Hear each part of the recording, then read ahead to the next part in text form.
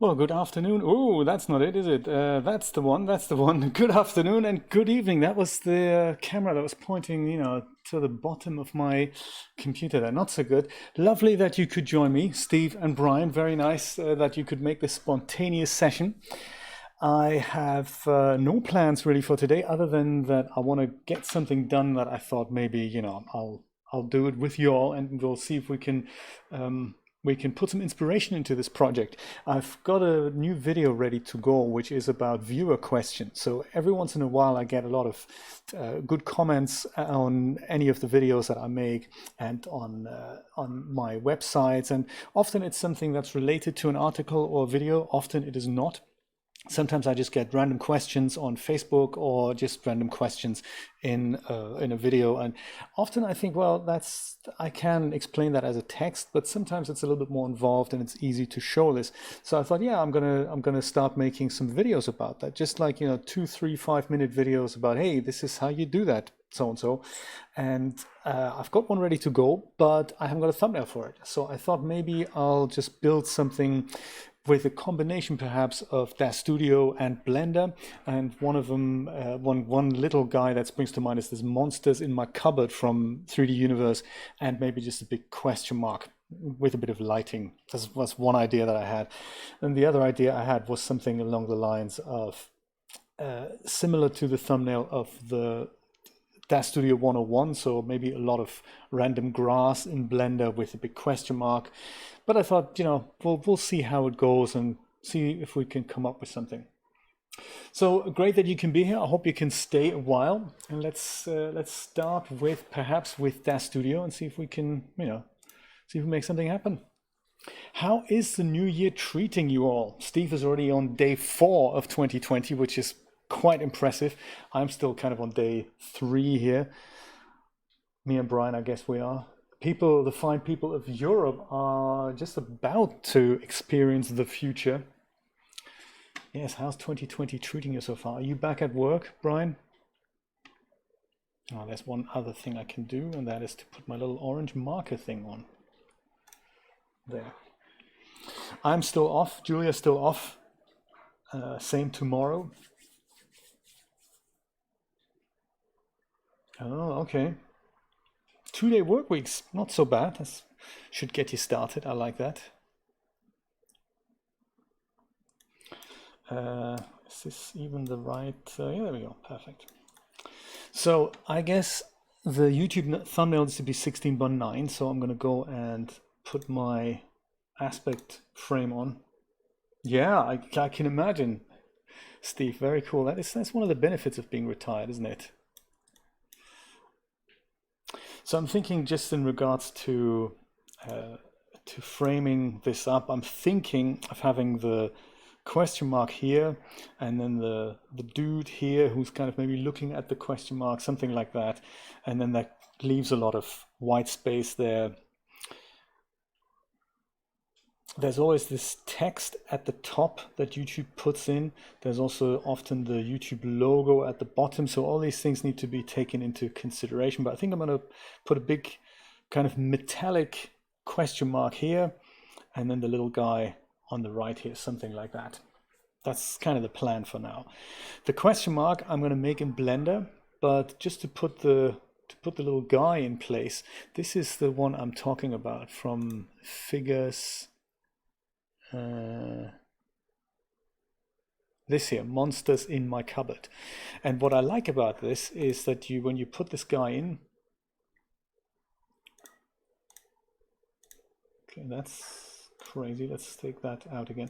When you put this guy in, you have this randomization thing, I believe, random monster. So you have you can click this, and then it just goes and turns it into a different type of monster. I really like that. So we can play around and see which guy we like. This first button, I think, randomizes the whole figure, and the second one just the material. So if you're happy with one shape, you go and just double click the materials thing, and then it just puts different materials on him until you're happy. And some are with hair, and then this one is for the shape, so you have the shape independently of the materials. That's also kind of nice. And then of course this one here is that randomizes both materials and the character. I have Steve actually. Yes, Emoji Guy is quite versatile. I don't know if I have him installed. Let's have a look. Is he smart content compatible?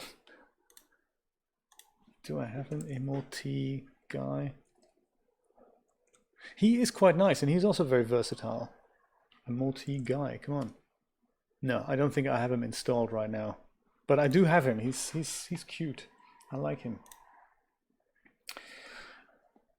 I'm kind of partial to the first guy here.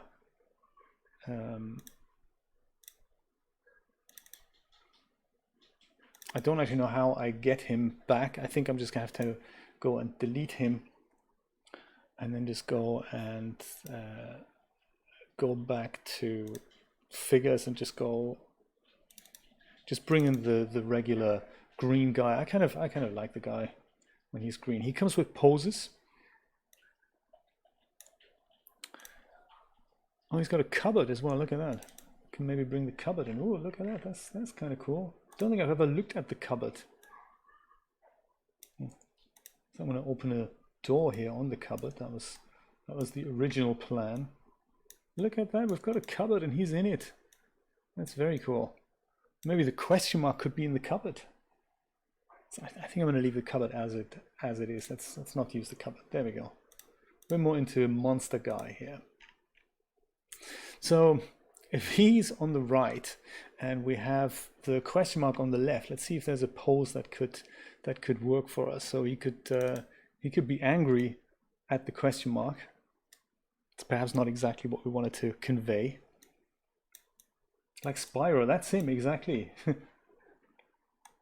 Or he could be kind of indifferent. Yeah, that's nice. I like that, the indifferent thing. Could even go and turn him around. I like the idea of him looking at the camera with the question mark on the other side. Could also do this. That's also cute. Or him being totally defeated because he can't work out what he's asking about. Also cute. Do you know, I think actually where you say Spyro, I think the guy, what was his name again? I think it's also Steve from 3D Universe. Was it Steve? I think it's Steve. I think he is inspired by some of the early 90s 3D video games about, I think the Ratchet and Clank. He was developing this robot called Clank, and he spelt it a bit different, but it was definitely inspired by that sort of early 90s or mid 90s cartoony video game style.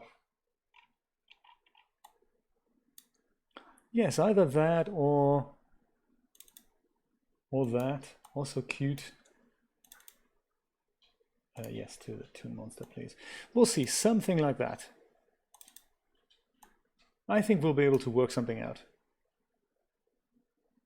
Let's go, and I think also, what do you think? Do you want to render this in DAZ Studio, or should we go and render this in Blender? I don't really mind. I don't have a preference. I mean, these materials are not set up for iRay, so I have to convert them anyway.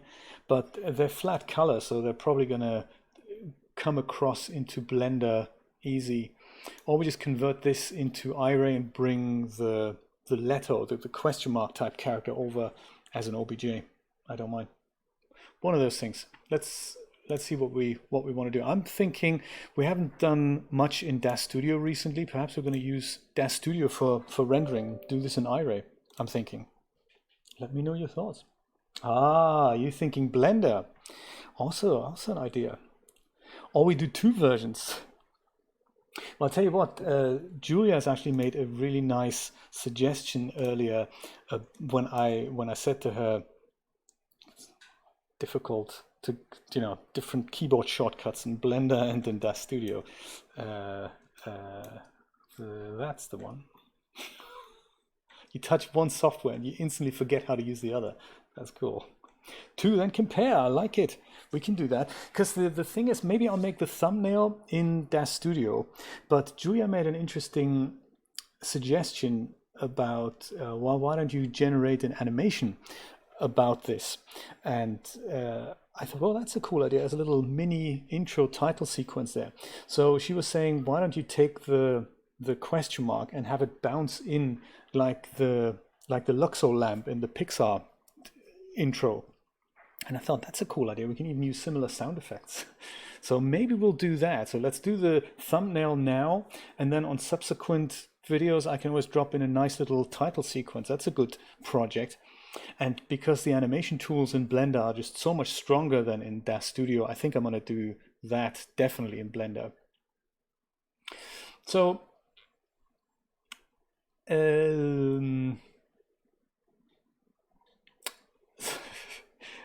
thank you, Brian. Let's start with a bit of text. If I can remember where the text, there it is. That's text. Let's put text in. That is a good start, albeit not exactly perhaps what we want. So let's pick out a font first. I'll just make it a question mark. That's not good, is it? I mean, it's clearly not exactly what we want. So I'm going to rotate this. Oops. So that we can look at it first of all. And pick a good font here. Dragonade, how you doing? Good to see you. Do you know what? I've watched your stream earlier. What was the game you were playing? That looked really interesting. I only had 10 minutes. I was just watching while I was preparing for something. Very nice looking game. So what was the title? I forgot about it. Very cool. I should have said hello. I was in a rush, so sorry about that. But yeah, I was hosting you on Twitch though, so you know, hopefully that that did something. Let's see what we can do. Brothers, that's the one. Brothers, indeed. Very cool. Yes, every once in a while I drop by, or often I just miss the stream, so I'll have a quick peek at a pre-record there. Looks very interesting. So to pick a different font here, how do I do that again? Font, perhaps. There we go. B font. No, let's not use B font. Let's use DAZ 1. I like DAZ 1. If I can find it. See, DAZ 1 isn't even in my Windows fonts directory. Yeah, that's crazy, isn't it? I'm sure I've put it there. Blender can't quite find it. Are you going to keep playing that, brothers? I'm going to have to go download this again because it's just, you know, it's just gone and lost for good. And I believe it's DAZ 1 font. Let's have a look from Google Fonts. Oh, you finished it already, my goodness. Oh, did you? Oh, thank you so much, Brian. Very, very good. In that case, let me go and have a look at it. There's a folder, DAZ 1. Was that in downloads, maybe? It's kind of thank you so much. This is where it's hiding. I've tried to copy this multiple times and it just didn't take. So, hey, thank you for being so observant. I do appreciate that. Thank you so much. So there we go. That's 2-dimensional. Let's make it 3-dimensional. Share font underline. If only I remembered how to do that. That U isn't it?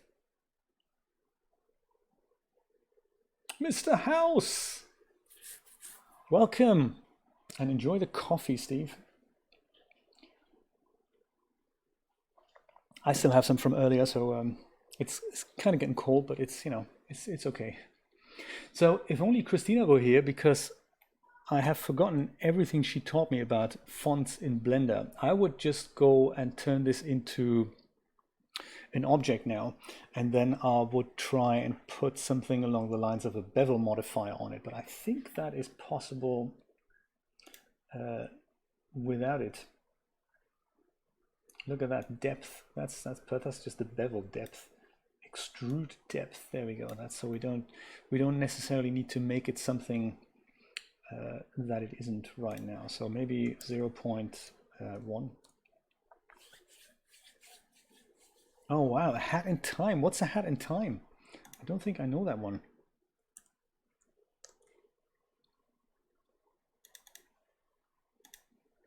Maybe that's kind of a good start here. I didn't know it was going to be quite that wide. I thought it was going to be a little bit more condensed, so I might do some tweaking there later. Offset, what is it? Oh, offset does this, does it? That's crazy. Let's not touch offset then. Let's leave that there. But a bevel. Let's go and put a little bit of a bevel on here. That's nice. I believe we can even put a bevel profile on here. That'll look super crazy. Maybe that's actually enough. It does so many weird things. I don't even know what it would do. I mean, what is being offset against what? I don't get it. Are you into Blender, Nate? What happens if we make it negative? Can we do that? Oh, it makes it slim and tiny. Kind of lanky. 0 it is. I don't understand it. I'm just gonna keep it as it is. And then really on the, I'll just go and scale this in the Y when it comes to, you know, being used. And that's kind of more obviously a question mark. I like that. Maybe we're done already. What do you think? Is that enough? I'm not going to scale it here. I'm going to go and leave it as it is. I'm going to go save this thing. Very important. Perhaps I should make a new folder. Yeah, let's do that. New folder on the desktop. I've just put everything I had into stuff and more stuff, and now I have a clear desktop. I should get organized. Maybe for 2020. Help me get organized, my friends. Help me how to do it. I'll put viewer questions.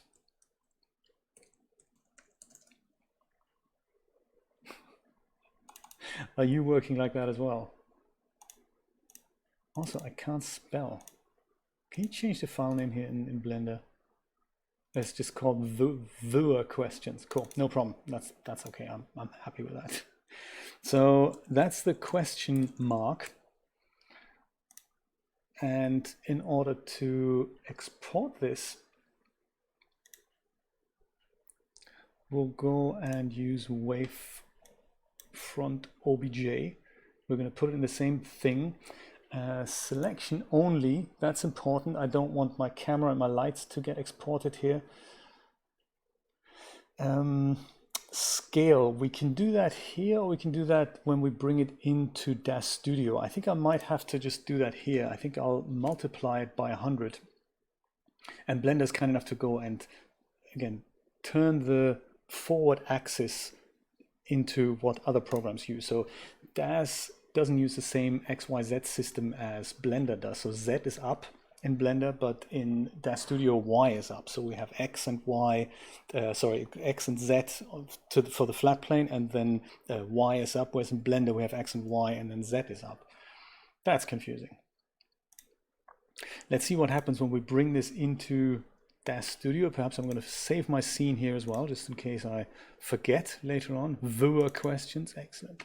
That's crazy. I need to live with that spelling mistake for the rest of the tutorial. The tutorial, I call it. It's not even a tutorial. It's just like a working session. Let's call it.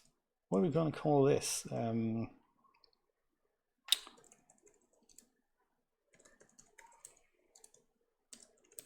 Viewer question scene. There we go. That many assets, really? DAZ Studio? Are you sure about this? Let's go and import the question mark, and I'll leave it on the regular DAZ default, and we'll see what happens. There it is. Good size. Look at that. It's not quite the right way around, but still the origin point is kind of in the good place here, so I'm good.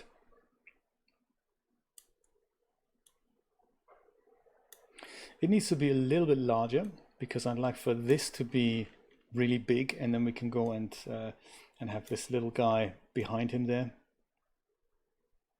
Yeah, we'll work something out. put that somewhere over here.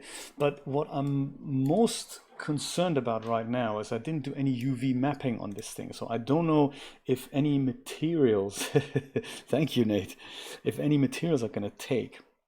This little guy, this is a 3D Universe character, and he's called Monsters in My Cupboard. We've seen earlier how there's a utility here that lets me randomize the shape of this guy. So if I go and select the Toon Monster and click randomize here, he becomes a different monster. It's very cool. I'm hoping that I can do undo, and then he goes back to where he was. I think I'm gonna stick with the green guy, but very powerful. It's an older product. It's not really made for iRay, so we don't really know what this looks like in iRay. Let's have a quick gander at it. If we go and switch that over to iRay, I'm just going to go and see what my other parameters are here. 1920 by 1080. That's cool, and it's, yeah, okay. Let's go put the aspect frame on. Let's frame just a random thing up here so we can see the materials with both of these things. I'm also going to create myself a camera that will be copied from the perspective view, through which I shall then look. There we go. On the camera, very important, I'm going to switch off the headlamp. Nothingness, blackness. But I do want to retain the preview light, so just don't want to see the headlamp feature in the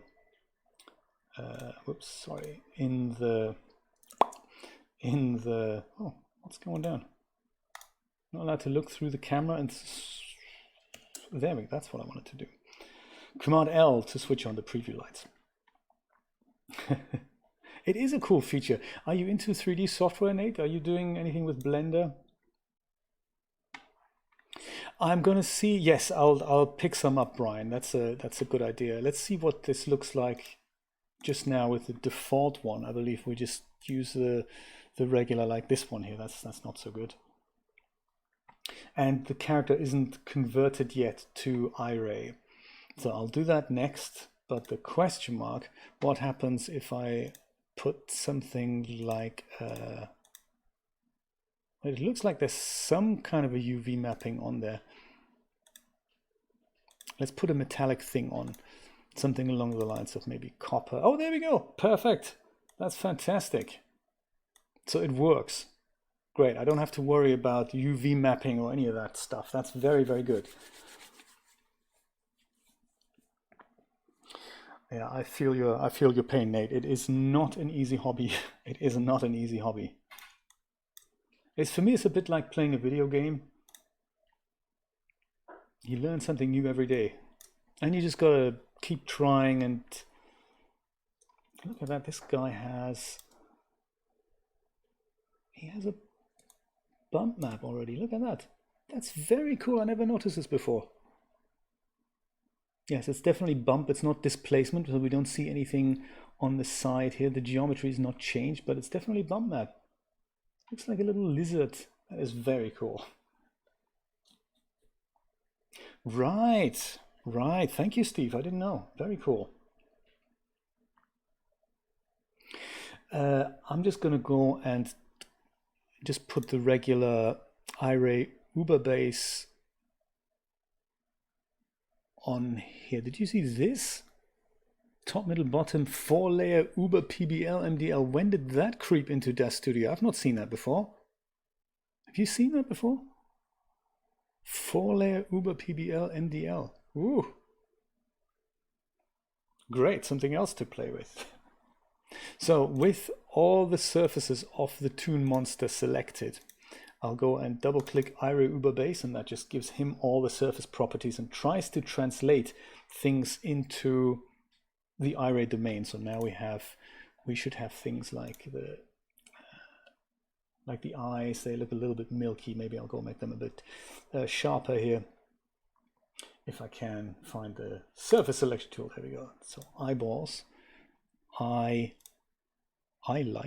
very good.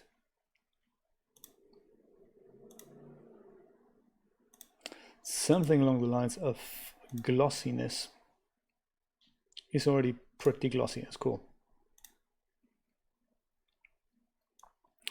reflectivity. Just going to increase that a little bit, see if that does what I hope it's going to do. No, it doesn't. Good. That's always good, isn't it? Oh well. Good enough for a quick YouTube thumbnail, I'm thinking.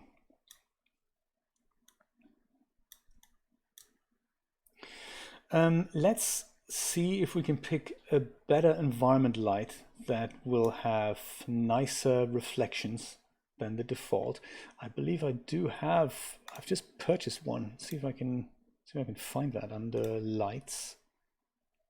Platinum Pack 1 and 2. I like it. Let's try something along the lines of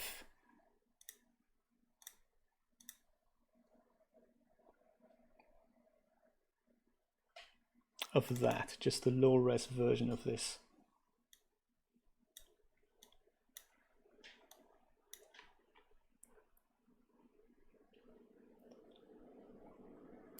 Or maybe that. Please do, Steve. That sounds good. That sounds really good, because there's so much older content that is still really good content, and the models are rock solid, and they just haven't got IRA materials. So it would be really helpful to have that. I think that's going to be good. If you're up for it, if you're back in the game, if you're back at the ready, absolutely, that'd be really nice. I'm just looking a little bit at the shadows here. This is kind of an outdoor, bit of a harsh scene, so I'm looking for something a little bit softer, like this perhaps, and I'll brighten this guy up with a bit of a light there shining at this guy,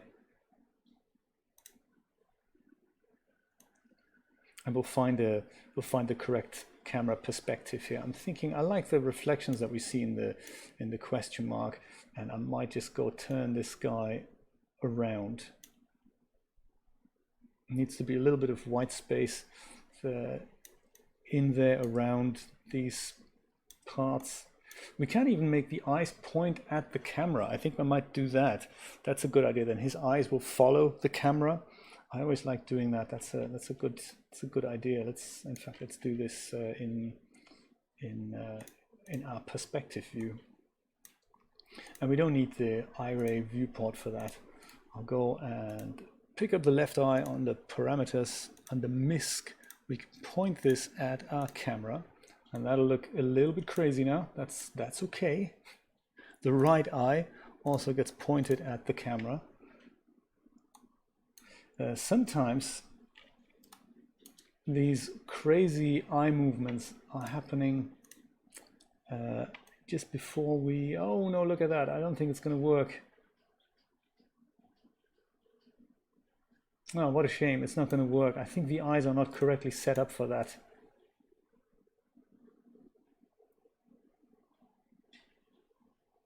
Yeah, they're doing something weird, so we can't do it. It's a fairly old model. I'm not sure if the developer had implemented it in a way that's going to work. So no, it's not going to work. What a shame. See you soon, Nate. It was very nice to drop by. Let's do this more often. It's awesome. And have fun playing tomorrow. I might drop by if I can do it. Is it 11 a.m. Eastern Standard Time? I believe that's what it was. Nate's playing 3 days a week on. He's also multi-streaming, by the way, on Mixer, Twitch, and on YouTube, of course. Drop by for a stream. Very cool. Thanks for dropping by mine. So I'm afraid we're going to have to undo this thing and point the eyes at none.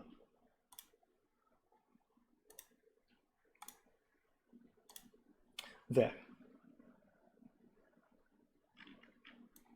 What a shame. Do you know, it'll work exactly the same as what I just did manually, Steve. It's just the eyes are not set up for that. I think it probably has to do with where the origin point, not so much the origin point, but where in regards to XYZ space the eye pupil points, I have a feeling.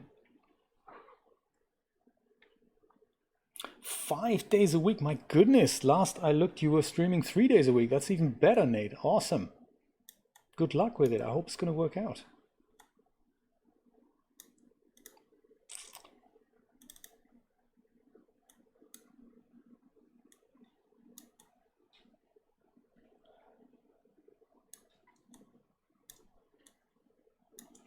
I wonder if it's gonna what we should use as a background as well. I wasn't thinking of. I was thinking more of a kind of a gray space, but perhaps we should look at what the background likes with the IBL. Could do that.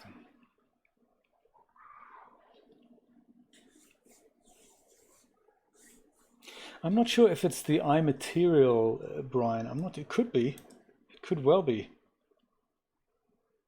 But I doubt that that has an influence on kind of the why the pointing at the camera thing isn't working. Often what 3D Universe have done is there's a little helper object in the scene with which that the eyes point at, and you can just take that object and then move that around, and that'll move the eyes. So that is something that in other models that's implemented. I don't think we have that here. Let's see, or do we? And I have overlooked it.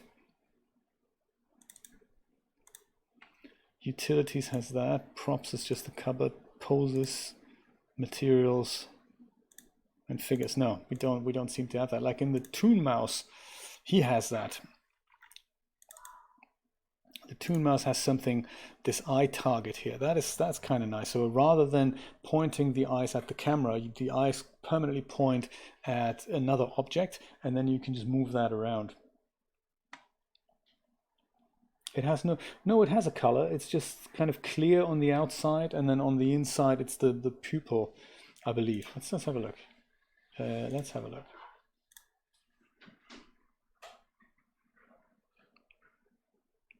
There. Thank you for spotting it, though.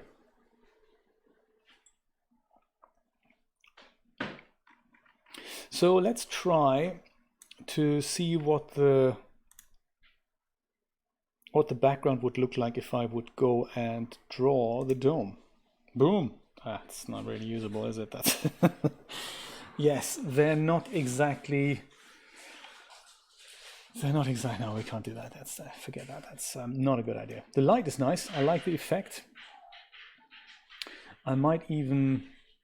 I mean, I could always try and turn the dome around and see if it gets any better. But I think it's a pretty busy kind of. Yeah, it's not going to get any better. It's just a busy kind of scene there, and the ground is all crazy. So I think I'm not gonna do that. I'm gonna have them sit either on a completely transparent background and figure something out in Photoshop,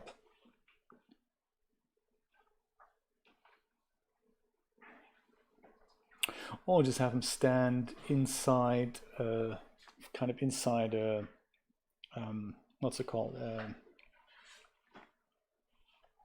When your brain freezes up, what's the thing called again that's around? Sphere, there we go. So if you put a sphere at the center of your scene and make that large, and then you knock out some of the polygons where the camera looks through us, and we still get that effect of the IBL coming in, but we get a kind of an infinity curve effect. I might use that.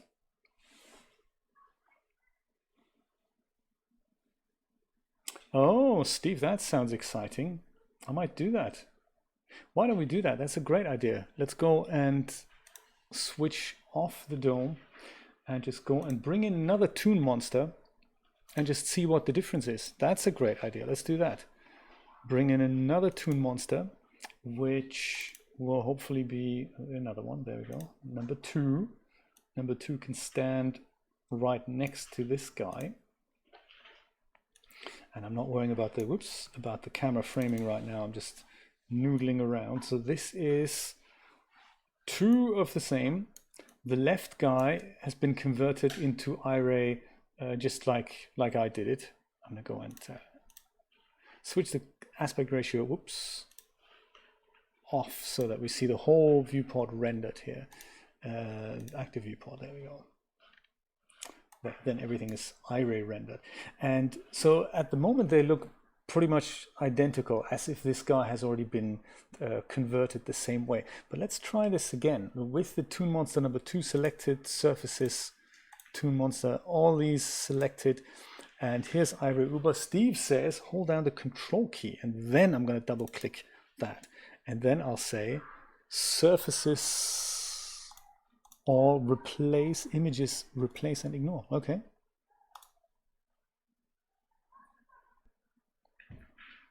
No big difference there, but that's a good tip in case you do otherwise get rid of textures, I guess, right? If you have textures, certain maps that are assigned in 3D Light, and the moment you put the iRay thing on there, maybe it's a very good tip, Steve. I didn't know that that menu would pop up here. Look at that. There's also set preferred options on accept.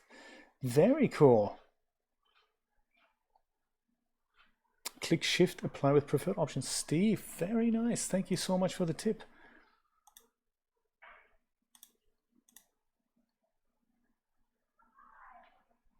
Nice.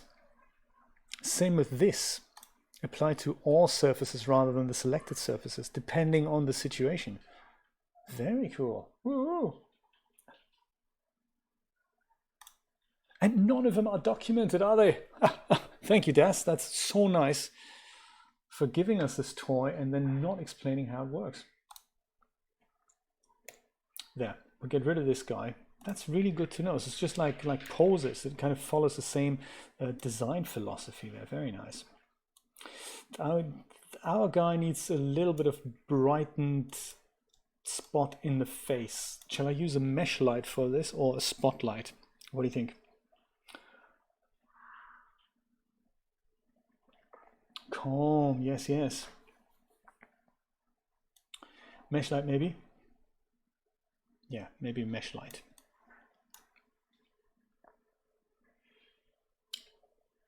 Steve says mesh. Let's go with mesh. I like it. All right, let's go create a, it's just a, see, I can't remember that either. Plane, there we go. Thank you, brain. I'm going to call that one light box. And with that selected, I'm just going to go and angle that up a bit.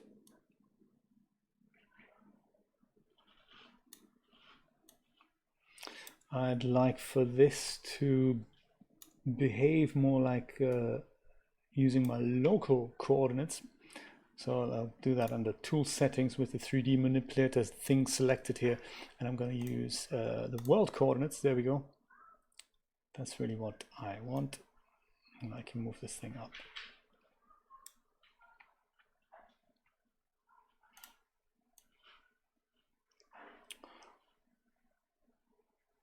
And since this is mainly for our little guy, I'm going to angle it away somewhat from the question mark there.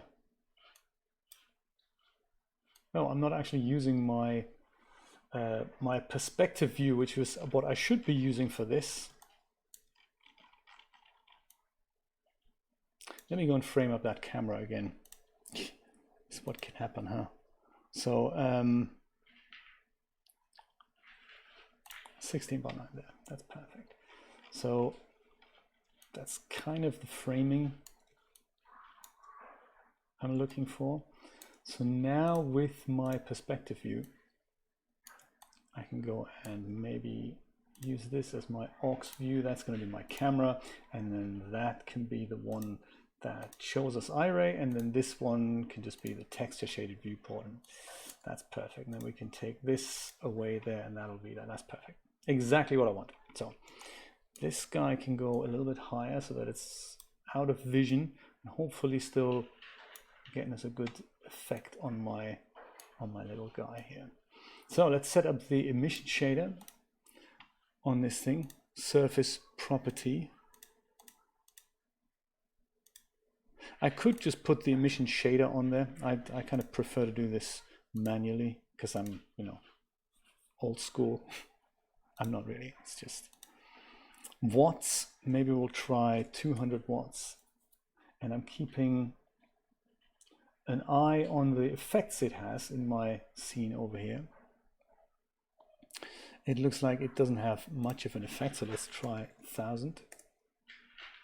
it's coming into vision. I can see the effects even on the reflection here.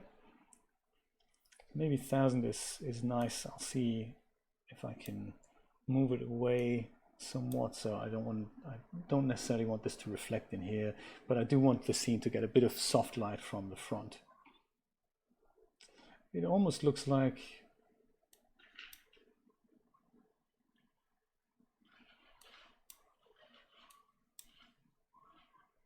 could be nice. All I want to do here is I'll leave the emission color on white. I'll just go and knock this down to maybe 5000 and just make the, or it's like say 4500 to get a slightly yellower effect here. Let's go see if we can do a render. It doesn't have to be 1920 by 1080. We can just use 1280 by 720. See what it looks like. And also get a bit of an impression. Yeah, thanks, DAZ Studio. Not so much of the perspective view, more thinking of, you know, the camera.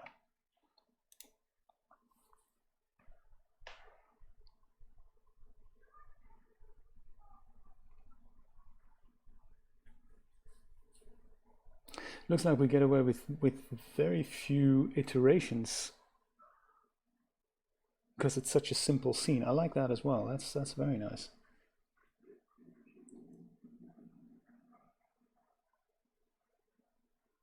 Good point.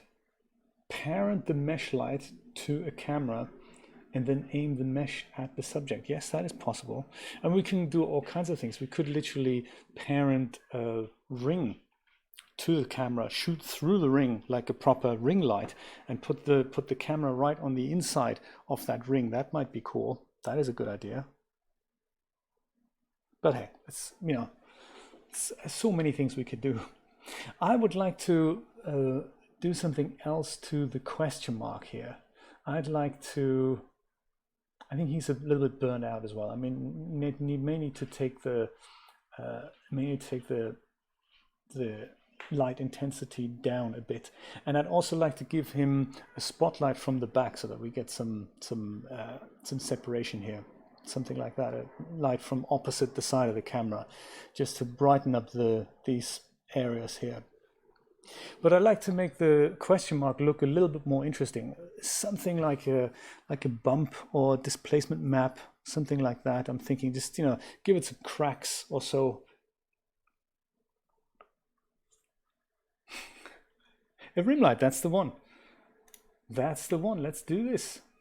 Let's do it. Leave the camera as it is. Play around with that, and yeah, just something like this. Just use a spotlight to go. I'll use a regular parametric spotlight for that. Copy the viewport thing. There it is. That's kind of cool. I can even look through the spotlight, and then I can point it directly at what that's supposed to look like.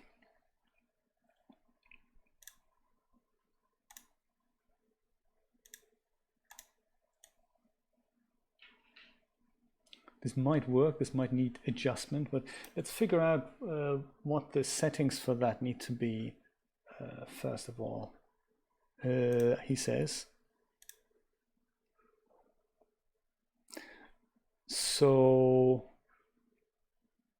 let's crank that up to about like 20,000 and see if that has any effect. I might even just hide my light box so that we just see what the effect of the rim light is on this guy. I might even tell you what, I might even actually create another camera. If this is our kind of main camera, let's call this one main camera.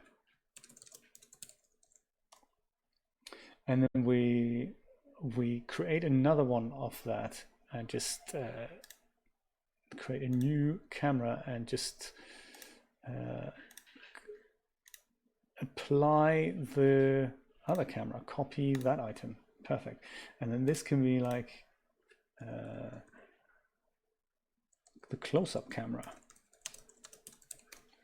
and I'll do that so I can go and just move this to the character here, just so that I get a bit of a better idea of what the effect of my shenanigans is going to be in a moment. There, so the rim light should appear about here. This is what we're, I think that's what we're looking at right now, this from here. So let's see with that spotlight selector, I'll call it rim light. Rendered version, messy up version. If 20,000 wasn't big enough, let's add a 0 and see if that does anything. Yes, look at that, it does something. That's nice. So it's coming a little bit too steep from the top, so I think I'm going to go shift it around a bit. So with the rim light selected, I'm going to go and try make that point it more like this. And I think the spread angle, I think I'm going to go and, I don't know, maybe make that a bit more. I don't like the harsh shadows here, but I don't think it's going to be a major issue because we've switched off the front light, so those should be filled in a little bit. Those things. I think maybe that's kind of nice. Maybe even bring it around. Whoops. Sorry. Oh man, that was that. I didn't want to do that. Ooh. Accidentally undocked my palette there. Not what I wanted.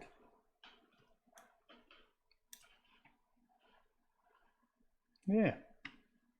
Switch that light box back on, which we wanted to tone down anyway. So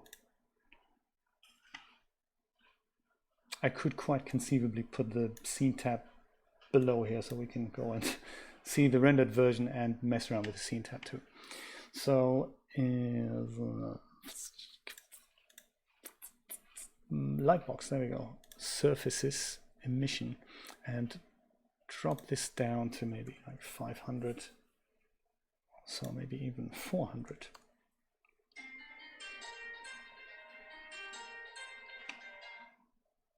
Yeah, I think we're getting there, perhaps even 300.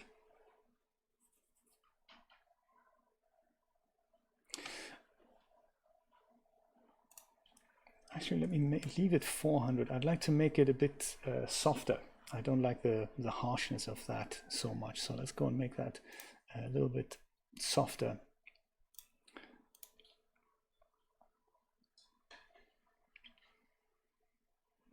And I do that in where again? How do I do that again?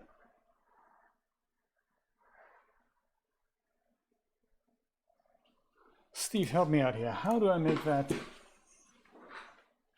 I'm mixing this up. I'm mixing a mesh light up with I need to actually change the size of it, don't I? I'm mixing that up with the parametric light now. Yeah, exactly. Make it bigger. That's what we can do. That is totally what we can do. So light box. So first of all, that's not good. I should have selected that. Go and make it bigger hopefully without it creeping into my view here. Or I have to make it transparent. I don't necessarily want to do that. Yeah, so the other thing I want to make a little bit less harsh is in fact the rim light. So to avoid these nasty shadows here. And on the rim light, I think this is what I was mixing up under the light tab. I think I can go and increase the width and the height. Let's try 50 and 50. And that makes these things a little bit less harsh, those shadows there. Perhaps I'm going to try even 100 and 100. Sadly, that hasn't done anything. That's not good, is it? Maybe it's because the point light needs to actually be a rectangle. Yes, look at that. Now 50 is probably enough. Yes, I like it.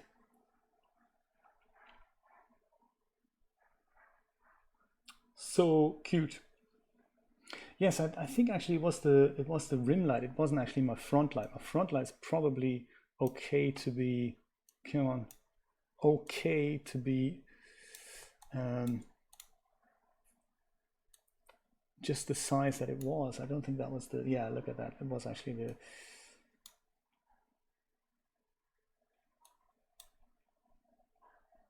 compromise between the two. I like it.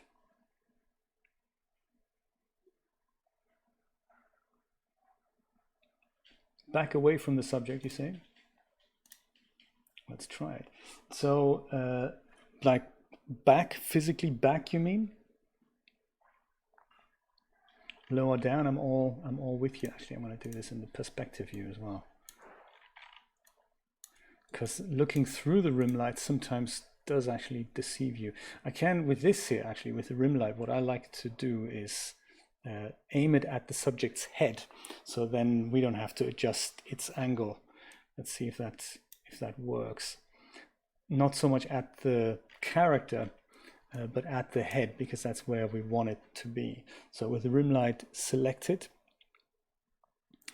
in general misc, we can basically the same trick that I tried to do with the eyes that didn't quite work.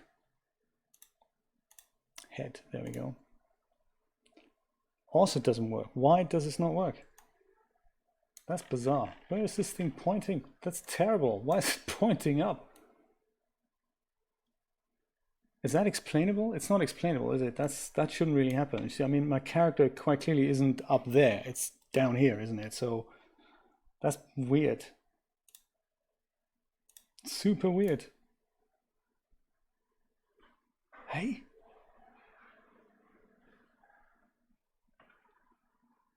Does that make sense?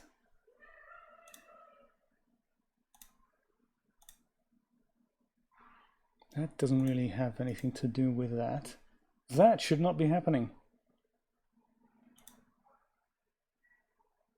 It makes absolutely no sense.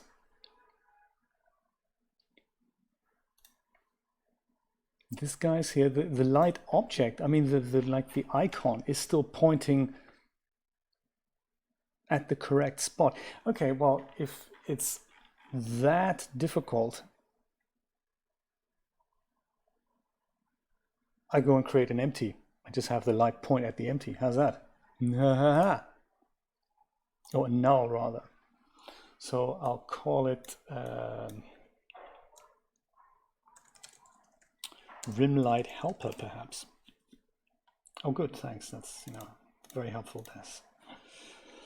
Rim light helper, and that will move towards my character's head, even maybe just, you know,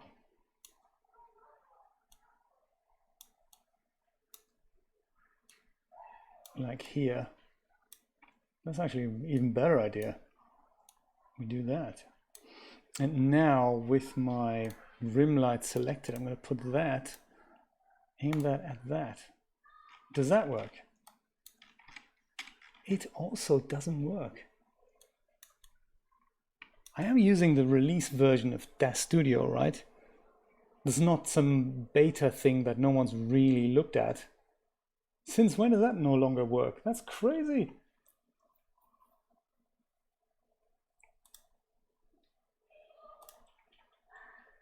Yeah, 4.12.086.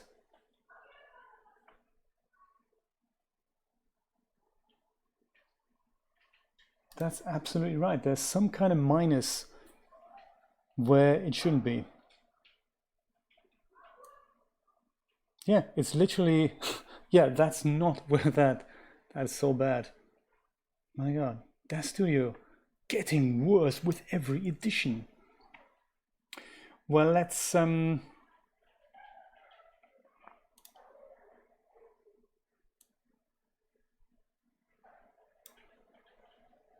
weirdly, I mean, the icon is moving correctly. So maybe the light cone is just drawn wrong. Maybe it's actually working correctly. Just the cone is in the wrong position. So if I go and do this now, it does that. So that's actually following correctly. And it's also taking the light away. So it is drawn correctly. It's just maybe it's just the cone that's not doing the right thing there. Could be.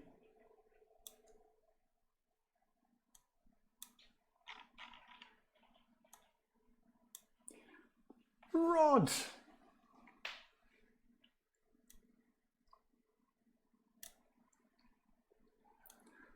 DAZ is getting all weird on us, Rod. Shall we try Poser? Let's go Poser. Let's forget DAZ Studio.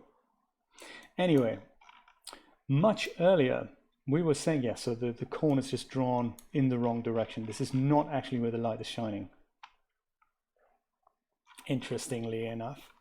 Steve was suggesting put the light further down. Look at that, it is actually doing the right thing. We just ignore wherever this thing is drawn. And did you say move it closer to the subject? Is that what we're saying? I believe that's what we are saying.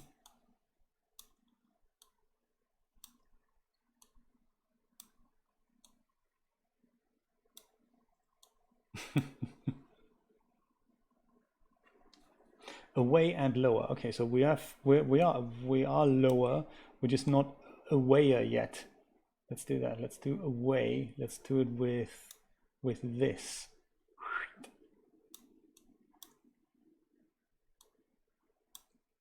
And we just move it up a little bit so that we're just out of vision here.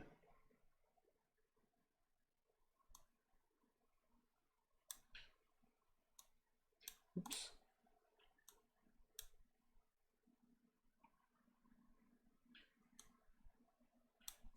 Yes, your tooth issue. How's that coming along, Rod?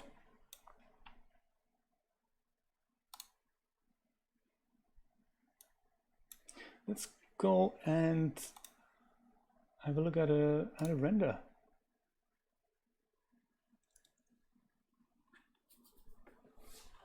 Joe, how are you doing? Thank you so much for your wonderful New Year's wishes. I wish you the same. Thank you so much. We could make this invisible. We could just move it up a bit. Yes, you are right. It is actually better, and I can see more of a separation here now. This is exactly the effect I was looking for. I always try to do this with putting the rim light too high, but that creates these issues that that I was showing earlier about the shadows on the face. So this is much better. Thank you, Steve.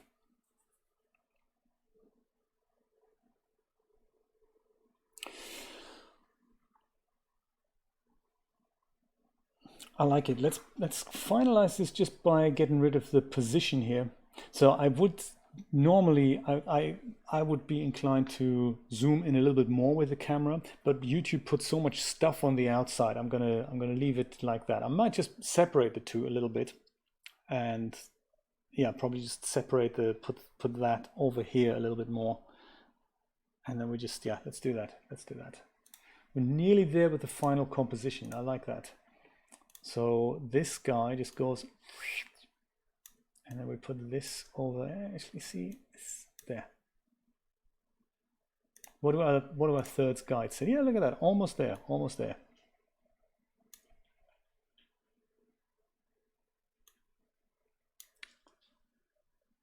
Oh yes, also, what do you think of the question mark itself? I was just reminded now that I'm looking at composition here that this thing, I was going to make this kind of, turn it into that. That's more of a question mark than that. I'm kind of, I'm okay with both now. Let me know your thoughts. Leave it as it is, stretched out like that, as the font had intended it to be, or shall we squash it up a little bit? Any preference? Skinnier? Yeah, I like it. I like it. Let's do it properly too. Let's do it properly in the. Put this to the main camera here, and we need to once again worry about this a little bit, but we'll do that once we're done with the placement. See, now I wanna just move this over here. I need to make sure we look at this kind of head on. I need to just go and take the light box away for a second, and also take that away. So I need to make sure that once I select that, I can't just squish it like that, because I now squish it along 2 axes. So that's not good. I need to go into my tool settings and quickly make sure this guy uses the local coordinates. There we go. And now I can make this a little skinnier. Yeah, 10% skinnier. I think so too.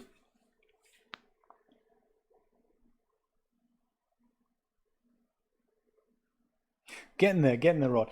I want to do something while we're on this question mark here. I want to do something to the texture. It's kind of a little bit flat, and I'd like for that to get a bit of just, you know, bumps and stuff. Let's see if we can make that happen. And where would that be? Perhaps in base? Are we looking at the correct thing here? Bump, there we go, that's what I'm thinking. Base bump is probably going to be enough. Can we actually do this with something like what these guys have attached? So we have some maps here. Oh, there we go. I've got others. I could make it look knitted. That's a good idea. Something along those lines. Just give it a bit of something.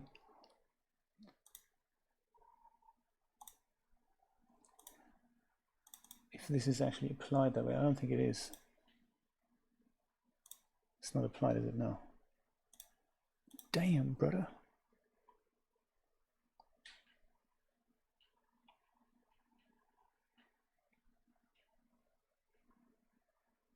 Studded rubber. That's a kind of a cool look. See if that does anything. No, it doesn't show up. I wonder if we have enough geometry. Does that matter? Does that matter for bump map? That's applied afterwards, isn't it? That shouldn't really matter. It's anything that has a texture. Anything.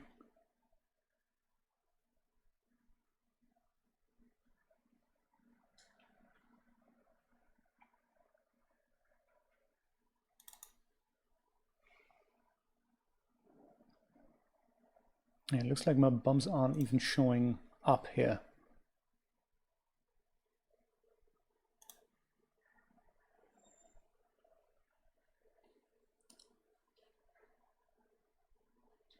Is bump even on? I mean, it's on here, but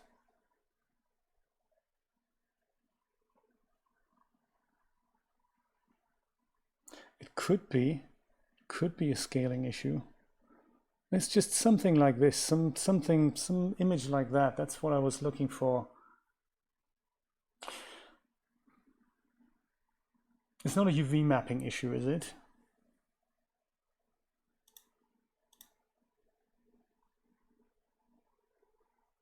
I say I'm very sketchy on this whole iRay shader thing, as it's a very complex shader. I do seem to remember that you can switch on and off the bump in 2 places. So one is this, like an actual strength here, but you can also switch it on and off, I believe. But where that is, I have no idea, or how that worked.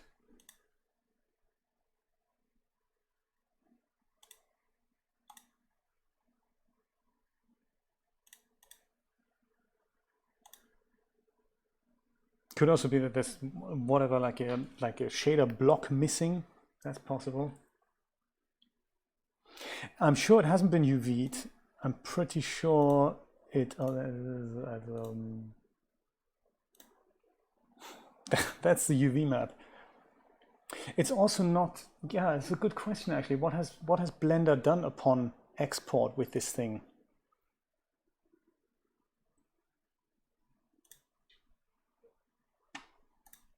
What has Blender done?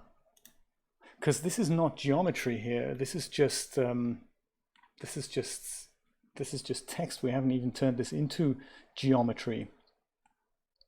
Maybe we need to do that. What do you think? It's worth a go. Shift D. So we have, whoops, we have that. And this, let's go and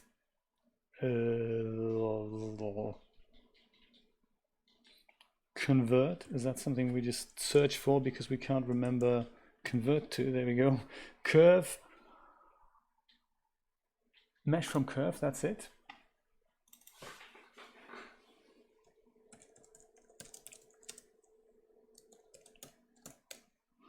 We call it question mark UV because that's what it will be in a moment.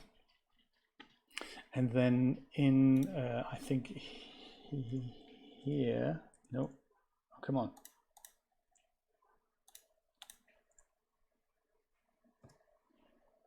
Geometry looks a little bit rancid here, but that's okay. We should just be able to say UV, smart UV project. Shall we try that?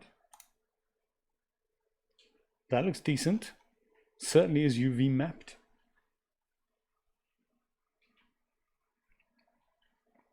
Let's do that. And off we go with the new version of the question mark. Export, wavefront OBJ, selection only, very important. And we're going to multiply this by 100. Question mark. Question mark. I'll just call it question mark UV'd. There. There we go. Boom. Almost there.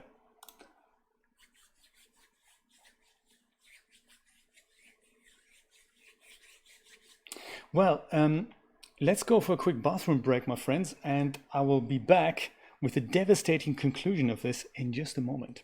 5 minutes. Give me 5 minutes.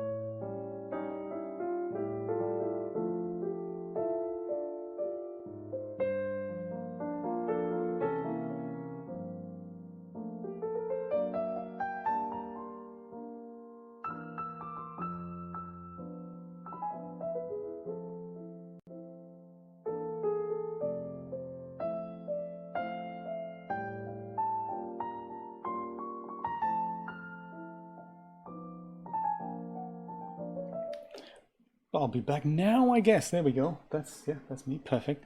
Thank you so much for joining me again after this break.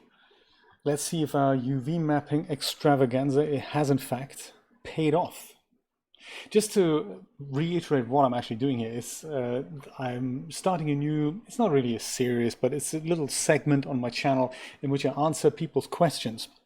I get so many questions on like Twitter, Facebook, in comments on YouTube, as emails, as comments on many of my websites. And sometimes it's nice to just write out the answer, but other times I'm thinking, yeah, we need to do whatever, screenshots, or it's easier if I just quickly explain how to do this. And screenshots, embedding screenshots in YouTube comment, not a good idea. So I thought maybe I'll just use this opportunity and start a little new segment. And I've got one video ready to go. I've done another one on my German channel, and all I need is a little generic type thumbnail that just says view a question with perhaps a number on it.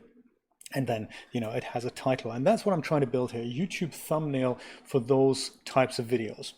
And Julia had a great idea earlier that we should perhaps expand this into a little title sequence animation. Nothing fancy, but once we have that question mark done here, that we say, and we take the question mark and Blender, hello, come on, come on, come on.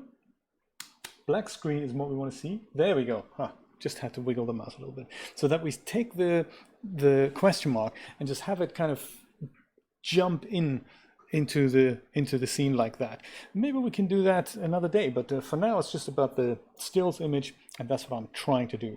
I'd like the question mark to look a bit like metal, and I've tried to apply a bit of a bump map there a second ago, and that didn't work so well. So now I put in a completely new question mark that's UV unwrapped, and let's see if we can make that happen on that question mark. So first of all, let's go and perhaps save the current scene as it is. Head over to File, Import, and bring in a UV mapped question mark, and leave everything as that. That is the second question mark. I might just go and I'm in the, there we go, there it is. Let's go and move it into the same position as the other one, or kind of next to it a little bit. Same size. I haven't squished this one yet, so we have a good side-by-side comparison paper. Take the Toon Monster away and just focus on the question marks here. Okay, there.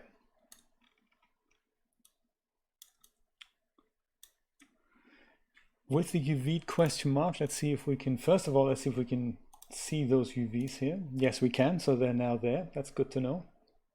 Ooh.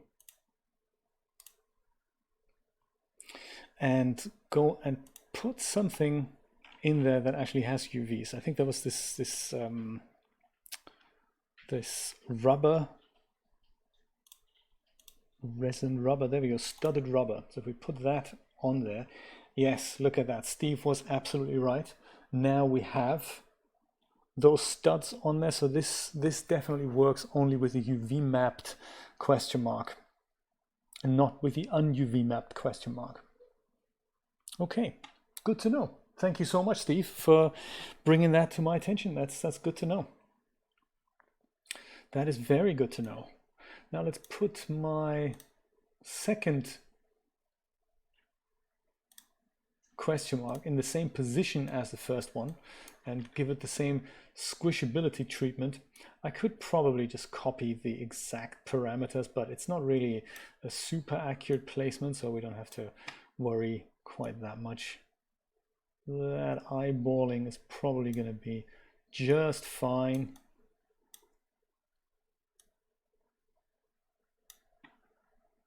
And I believe it was kind of a 10% squished thing here. Fine, it's fine. First question mark can go away, and the second one will go and clad in the metal again, which was pink good? I think it was copper. I think I used copper for that. And then I'll just give it that that same little UV map that we had, the same bump map that we just had it there a minute ago. Under, not here, it was under, was it the base bump? There we go. Something like that. And then we obviously increase this to something, you know, that's cool. That's we're getting there, we're making it a little bit smaller. I believe, is that in the geometry editor? Is that what happens? Do I do that here? Yes, I do. That's cool.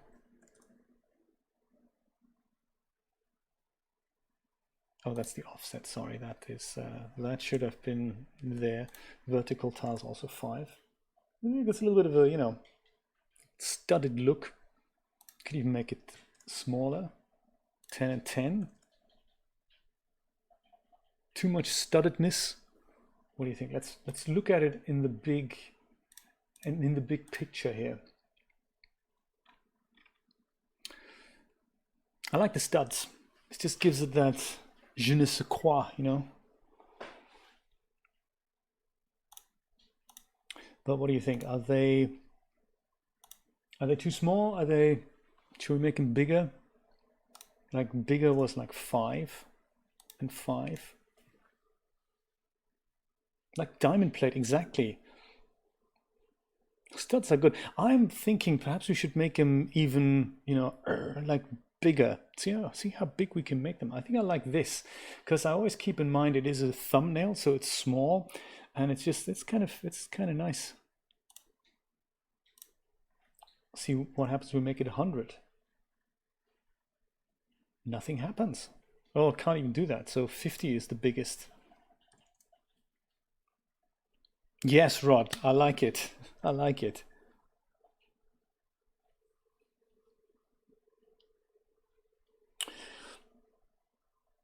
DAZ doesn't do displacement, does it? It only does bump and normal. It doesn't do displacement, does it? If I remember correctly. Displacement is essentially the normal. I think they leave that with the normal. I mean, I can try and apply the same thing in the normal map. I don't think it has much of an effect. No, it just goes and weirds everything out. Let's not do that.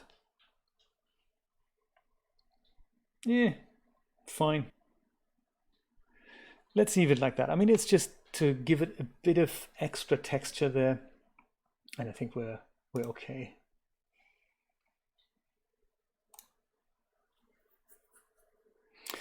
Rod, the calendar is actually a good marketing opportunity for you as well. You can try and flog it. You can try and make it ahead of time. So, I mean, January is kind of the beginning of the year. You could also make a mid-year calendar. Once you've done the calendar, once you've done all the images for it, you can always make a like a July to June 2020 to 2021 calendar. Flog it. It's not a bad idea.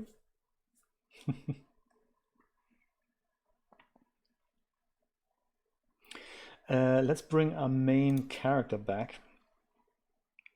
Here he is, and let's see what we can do about that rim light in the back, which now is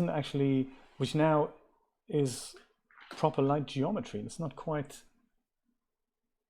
It's kind of bizarre, isn't it? Because you have a light box in the front that's for our main character.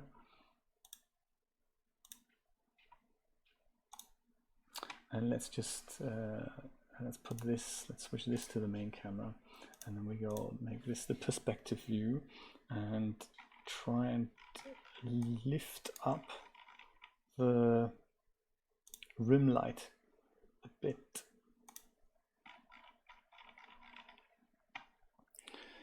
I'm going to use world coordinates for that so that I get a clear, just lift up until this guy is out of the picture.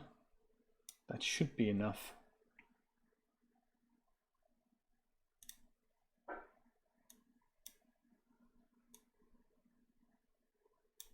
I'm glad you like him, Joe. I'm glad you like him. He is very cute. He's just so nice and versatile.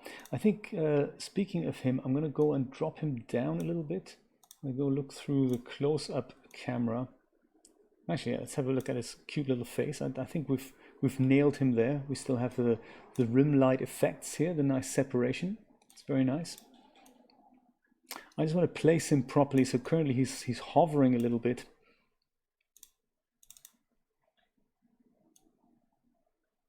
So, oh, no, that's not it, that's not it.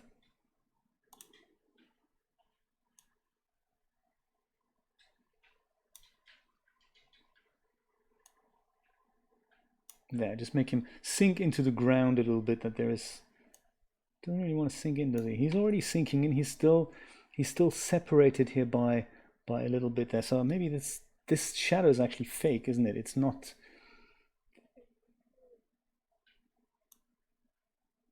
It's not actually real, because we don't have a ground plane in the picture. This what looks like a ground plane is made by iRay now under environment. There, it's the ground. Actually, we could just mess with the ground instead of the little guy. That is a possibility. And then Control D. Oh, okay, I'll do that. Let me just go undo this character. What does Control D do? Is that drop to floor? Hasn't really done it, I'm afraid.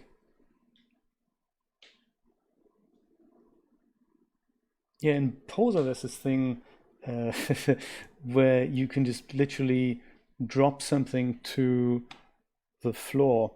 I can just go and lift the ground up a little bit here. That also works.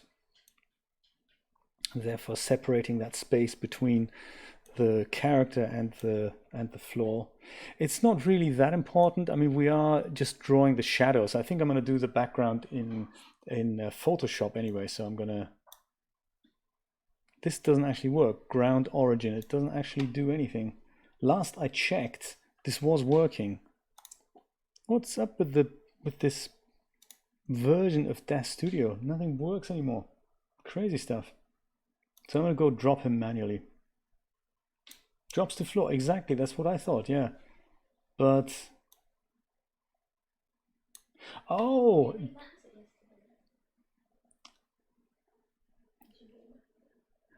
what did I remap?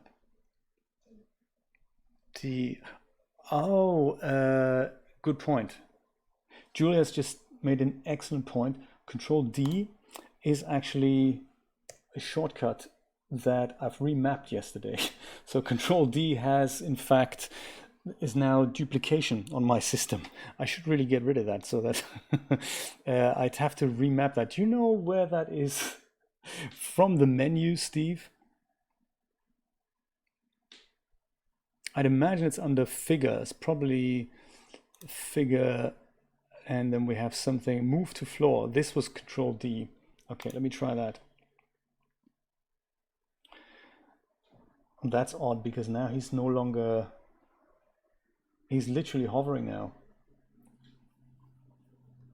Do you see that? There's no, he's literally totally hovering now, Steve.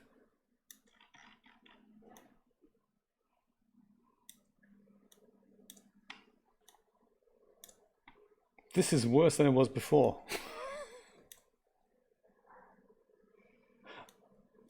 Uncool. Y transition 0. That also doesn't do anything. What is going on? DAZ Studio, the program not to be trusted. And also, may I ask why Y transition isn't actually being acknowledged here in the in this? That's bizarre. See, oh, there we go, finally. So 0 is here, is it? That doesn't make any sense. Why is 0 not? Anti-progress. That's exactly what it is, Rod. Anti-progress. I'd love an explanation from that. Also, I don't recall touching my question mark at all, which is also hovering. Have you noticed? That's interesting, isn't it? Question mark UV'd. And it isn't Y translated either. It's still at 0. Does that make any sense? It doesn't, does it? Come on. I don't have a ground plane. I've touched the ground plane, has been reset. Ground origin is still Y. Something's Crashed, but good, I say. Let me go save this as a version here. And then restart that studio, because that's just not right, is it?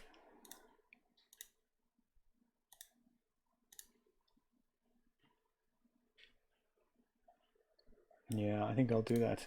I'm gonna go restart that studio, because that's just suspect. Everything about it is suspect, especially the documentation, or lack thereof, shall I say.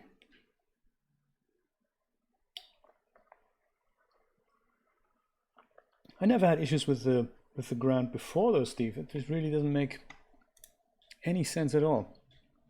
You know, let's just start afresh here by putting a quick primitive in, like a sphere, and just have a look if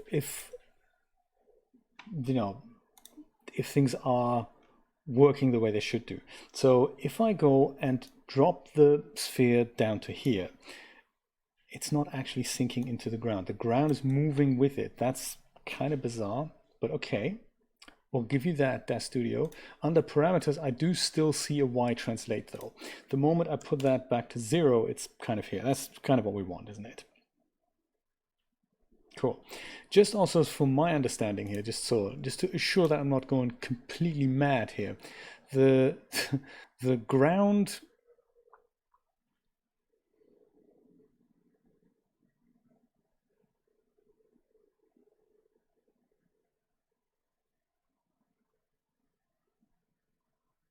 I understand.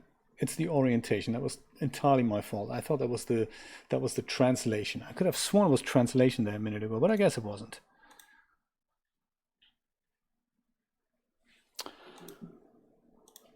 Right, so there we go. Ground origin. So if I now go and move that up, then my thing should sink into the ground. Perfect. That's kind of what that's what I thought would happen. That's what I was looking for in my previous scene there. I don't know if there was something wrong. So it is working now. So that's, you know, it's good to know. It's good to know. Great. Let's go back to our actual scene.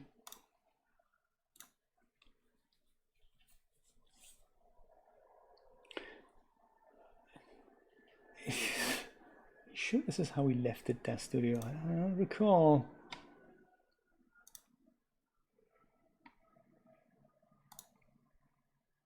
Move to floor. That's crazy. Move to floor makes it hover over the floor. That's absolutely crazy. So manual this.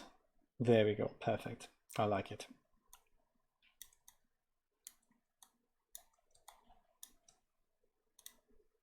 Perfect. So Toon Monster, edit figure, move to floor.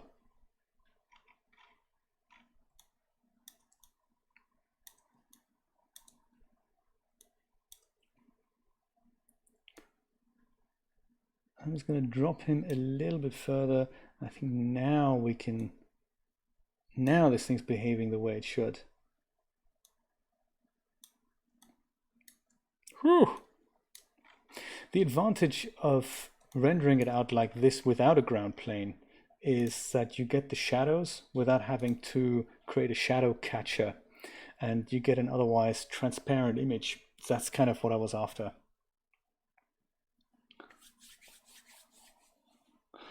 What is the deal with the ground plane? It's a great, you know, that makes a great video. That would actually make a great video. Are we okay with the framing here to wrap this thing up? Just going quickly, saving this thing. Are we okay with the framing? I find the question mark could come over into the middle a little bit.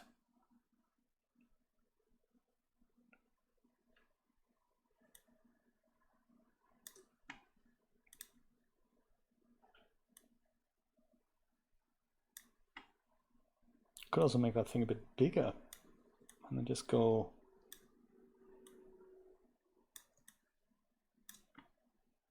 But nah, now that I'm looking at it, I like that smaller there.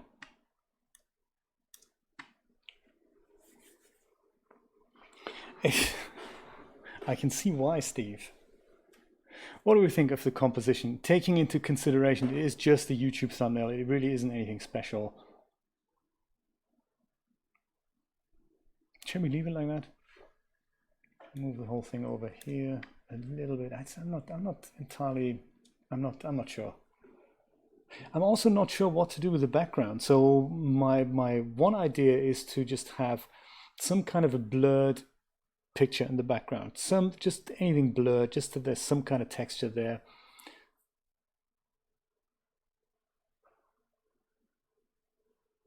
Good point. And just paint them in, Rod. I like that. I like that. Let me just go and render this out. I didn't know it was going to render this quickly. That's quite nice actually.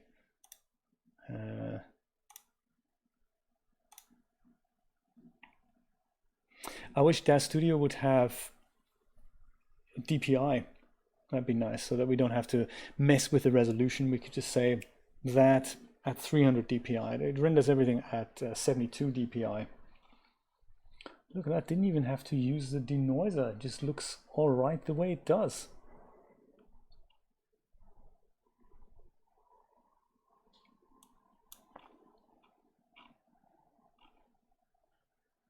Nicely done, shadows and all. Let's go and save it into viewer questions. That's good. Maybe make another folder here. Try my attempt to be organized in 2020.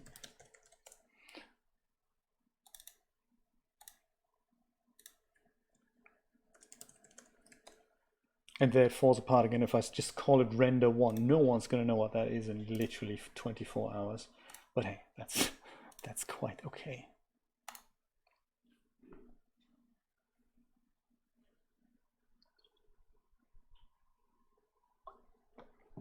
Oh, that's not a bad call.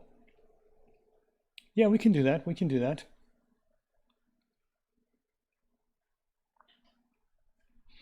Let's see what we can use as a background.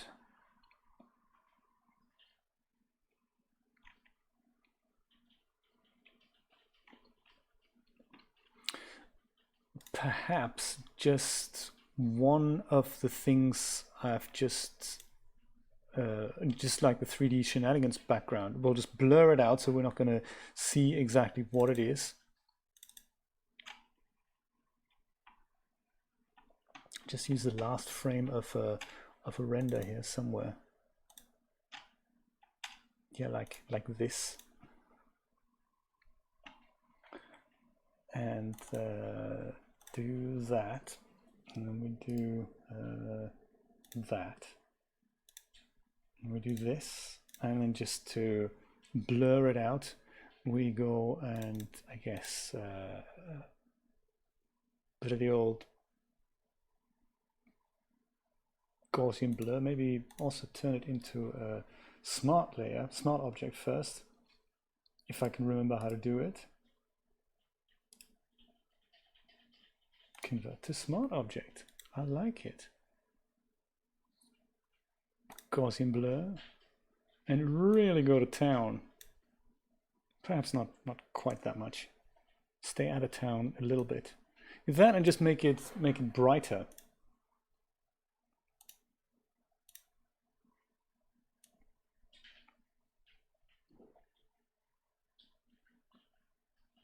We know what it is, but the audience doesn't.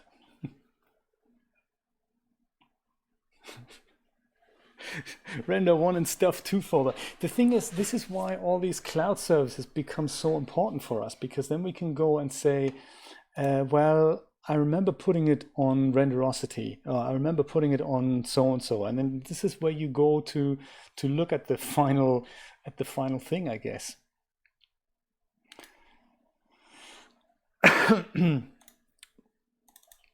Viewer questions.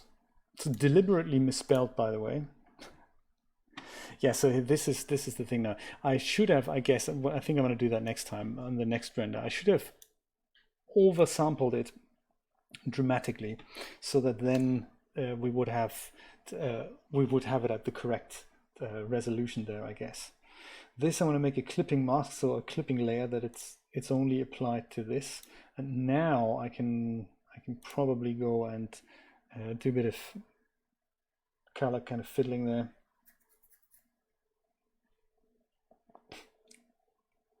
Do you know, this is maybe why we understand one another so well, because we work the same way. We know we shouldn't, but we do. We can't help it. I might also apply some vignetting actually in the render. That might do the whole background thing nicely. I'm also going to point the eyes at the camera. And Steve was saying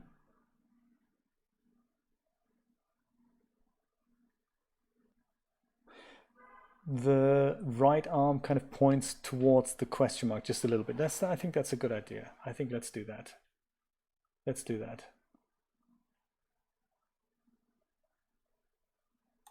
Yeah, just with a bit of brightness contrast on this layer then here. Whoops, sorry. Auto's usually going over the top. Yeah, completely ruined it now. Photoshop, thanks. Let's just enhance the contrast a little bit and maybe make it a bit brighter. This kind of looks nice that way. Yes, but with the vignetting around the side, I think we'll do that in the render. Yeah, and we're kind of there. This whole stuff goes into the background folder.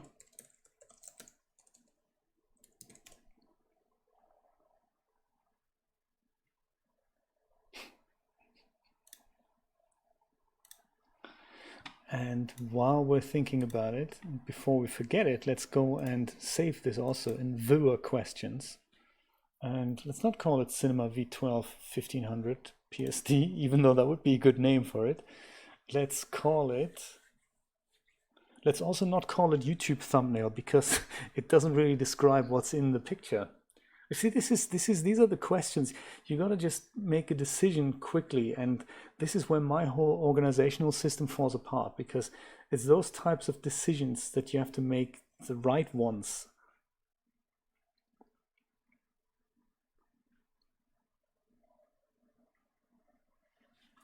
So let's call it viewer questions YT. How about that? Aha. Okay. I'm going to save a variation of this as 3. And we'll go and take care of the vignetting first, which is in tone mapping, vignetting. And we can literally go to town on vignetting. That should be fine. Oh, actually, we're not going to see the vignetting, are we? Are we going to see the vignetting? Let's go really. Oh no, we do see the vignetting. Cool. Okay. I'm happy to go to town here. Let's do 30. 25. Okay, 20. And we'll see what happens. I'm also going to make this thing kind of Ultra HD. Or is Quad HD going to be the correct size? I think it's Quad HD. That's it, isn't it? That is, I think, the right size, isn't it? To come up in a higher DPI in Photoshop. I think. Let's find out. Let's find out. We'll do that. And let's move his eyes, little guy's eyes.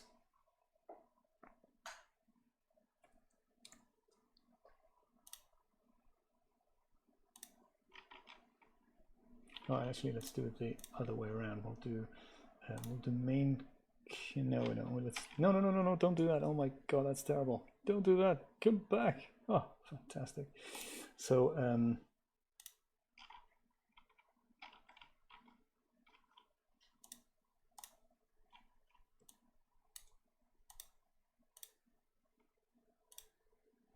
so this eye, this is now going to have to be the local coordinates.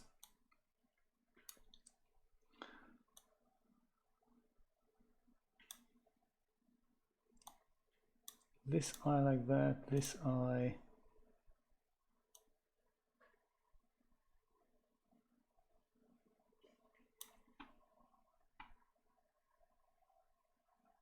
like that. I don't think we do. We have any eye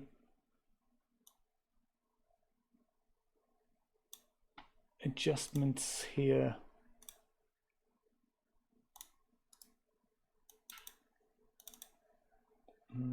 Could be in the head. Eye. Oh, we have eye styles. Look at that. Oh, that's ear style. So eye size, eye width.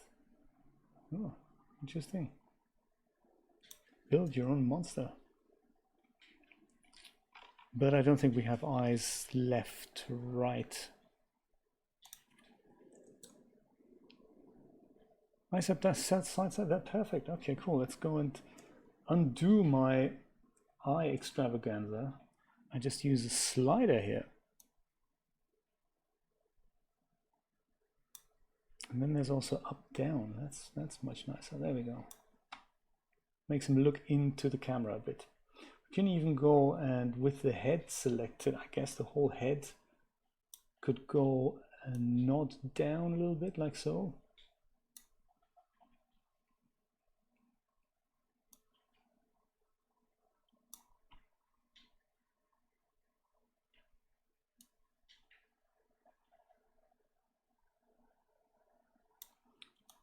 And then we'll go and take care of the arm here. I could use power pose, but it's let's try power pose. It often just gets it wrong.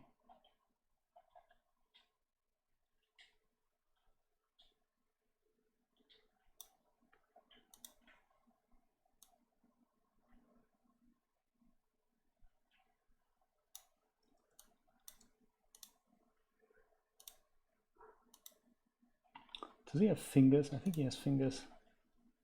Right, pinky, mid, index finger. Maybe just index finger. See what we can mess up with the index finger. I mean, that looks like his middle finger.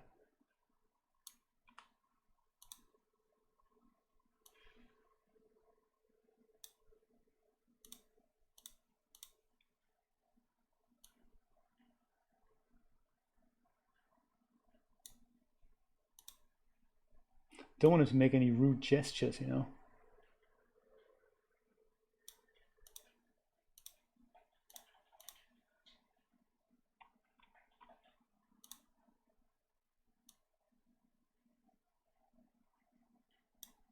There. Eyes, hand pose, vignetting, size. That's all we needed, right? Was that what we needed? Is there anything I've forgotten? I'll just kick off a render and we'll talk about it. I think that was it. Go and save this and go render this thing. And I think that's the thumbnail done.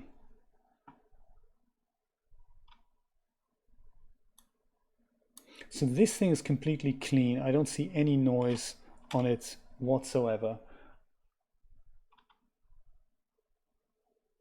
I see almost no noise on here. I mean, it could benefit from more iterations, but I don't think anyone's going to see it. So I think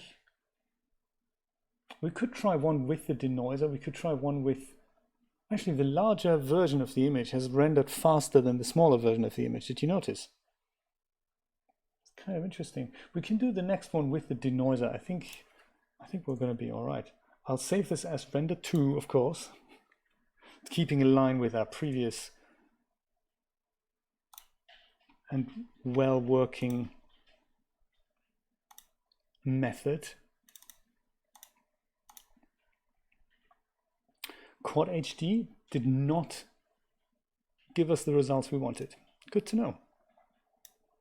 Maybe it was 4K. It makes more sense to kind of quadruple things. Oh, the tail. Look at that. I think the tail has an issue. The tail is in the ground. I don't think we've seen that before. That shouldn't happen. So we need to do this again. That's cool. But I like the vignetting. I think maybe the vignetting could even be a little bit stronger.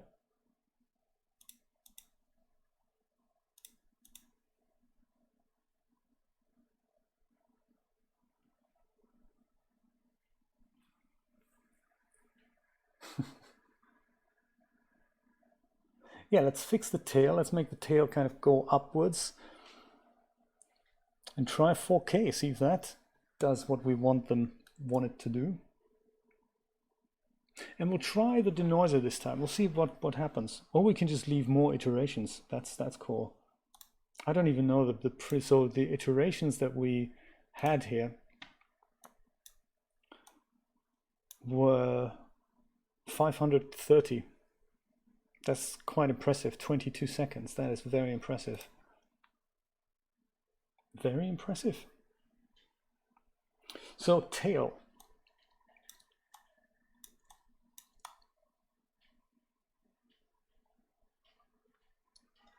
But is the tail actually going into the ground? I can't quite.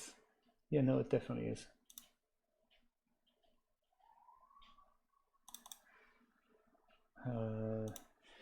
Do you think there's tail length? But to pose it, I mean, where would that be?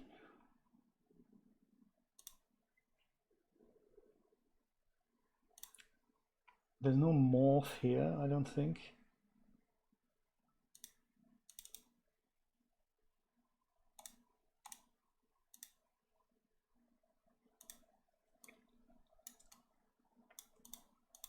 No, we don't have a morph for the tail. We have a well, tail up down there. Ha ha ha, there we go. So side, we have that. And we have up down. Yeah, there we go. That's perfect. It's exactly what we need.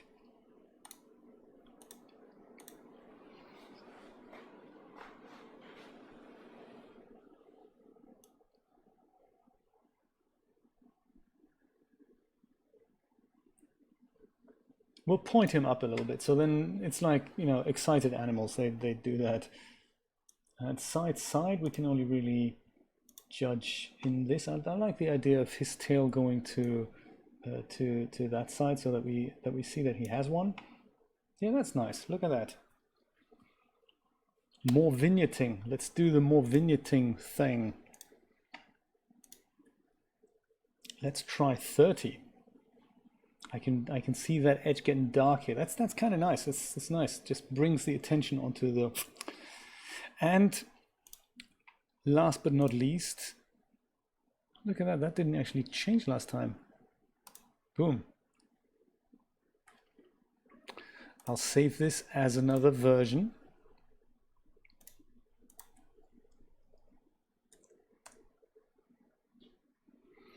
And we also wanted to try the denoiser, didn't we?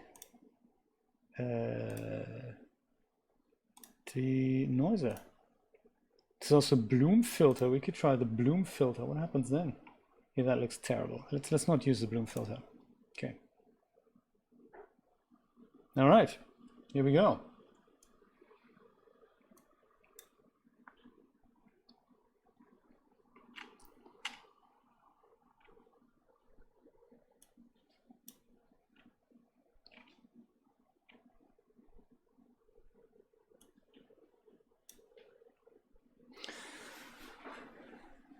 Denoiser, I can see what he's doing there.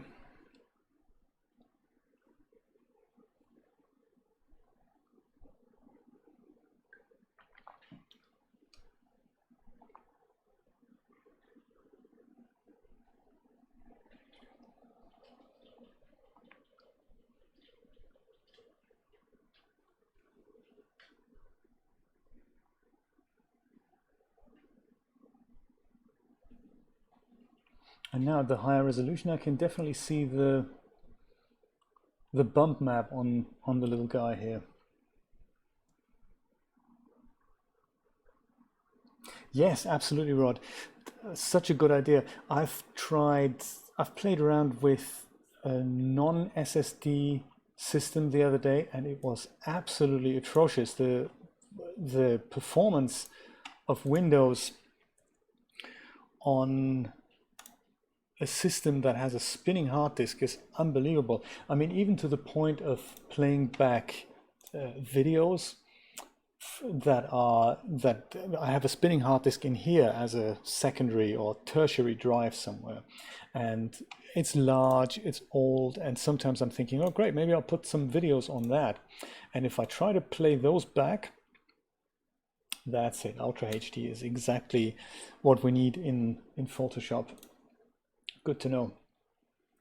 And it's unbelievable, like a regular, not even a large video clip, but anything 1080p comes back stuttering. It doesn't give you 60 frames a second. The data rate is maybe like I don't know, 10, 15 meg that these drives have, and the SSDs are like 50, 60, 100, if not more than that.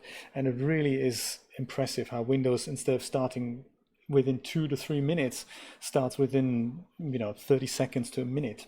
It can do that. It doesn't always do that, but yeah, SSD is definitely recommended. So there we go. I think that is it. This is all I need. So a few text elements.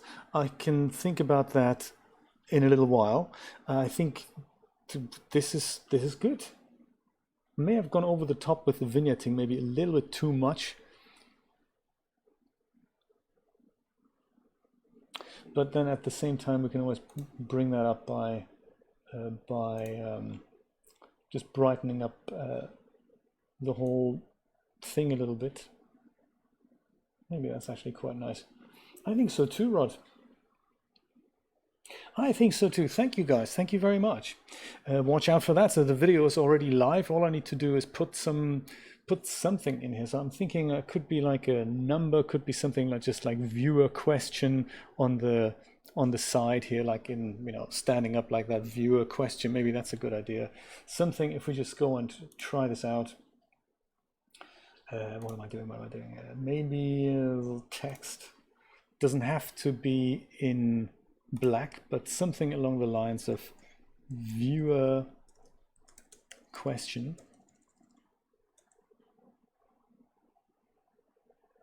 Why did I think question was longer than viewer?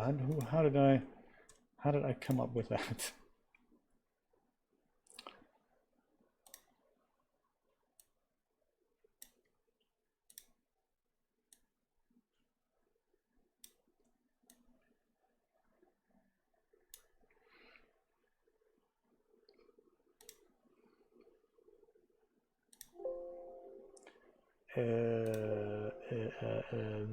Why not?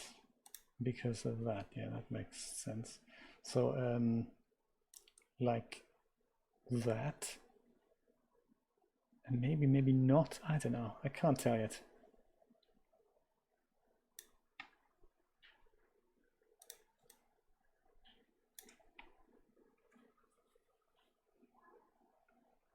A trailer, Rod. How exciting! Like a motion trailer.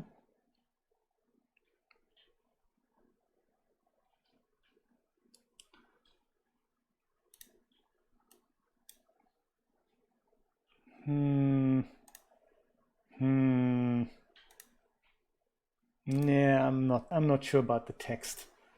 I'll figure something out. I think I'm going to put that in the bin. I think I'm going to focus on the picture. There's got to be something better we can do there. Yes, but other than that, I think that was it for today. Let me go hit the save button. I will think about the animation. If we stick with this type of question mark, I think there's a couple of morphs that we can easily build in Blender just to the shape of the question mark, and then just make it do this while it kind of hops into vision 3 times. That might make a nice intro, same kind of background, and we could just go have that thing bump in, and we can just go viewer question. That might be a nice little intro. Let's talk about it tomorrow, I guess, at 5 p.m. Eastern Standard Time. Join me if you have the time. Other than that, have a wonderful night. Thank you so much for joining, everyone. I will see you tomorrow. Take care. Bye-bye.